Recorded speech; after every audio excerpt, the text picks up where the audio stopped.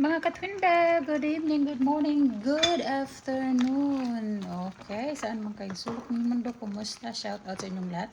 Nagluto nga pala ako ng seafood sinigang dahil requested by Habibi. Ayan, seafood sinigang. Meron siyang scallop and shrimp and then that crab.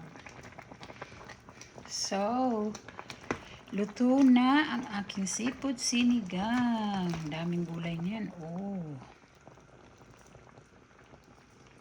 Short video tayo mga ka-twin bell. Pinakita ko lang sa inyo ang aking seafood. Gusto kasi nila ng luto talaga yung gulay. So, niluluto ko talaga kahit na ako is gusto ko lang sana ng half-cook lang ba. Pero ayan, luto na. Tikman ko. Kami lang naman kakain. So, wala nang serving spoon.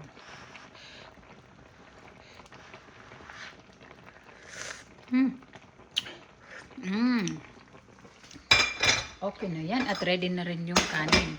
So, may appointment ako sa work. So, babalik ako sa work habang wala pa si Randy Koy. On the way pa na.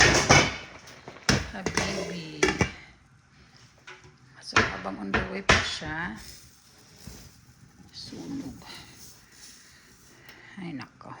Alright, mga ka-twin bell. I-off ko na muna to. At ako ay punta na sa work. So, dami kong nilutong ito. Magdala nga pala ako. Kain ako. Magdala ako ng itlog. Ito ako nag-breakfast ko na. Hindi na. So, kailangan ko magdala. So, yung mga ka-twin bell na mabalik na ako sa work. Dito na. Iinitin na lang niya ulit. Pag ano. So, luto na yan siya. Overcook na yan. So, hindi na yan magboboil talaga. So, malapit na rin siya. Ayaw ko kung saan bandang malapit. Basta kanina pa yung tumawag. So, aalis na ako kasi is 3:28. Na ano ako baka kumulo eh.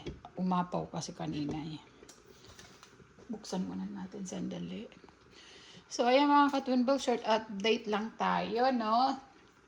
Pinagluto ko lang ng seafood si Habibi dahil ito ang kanyang request. Seafood sinigang. Alright. Thank you so much for watching. Bye!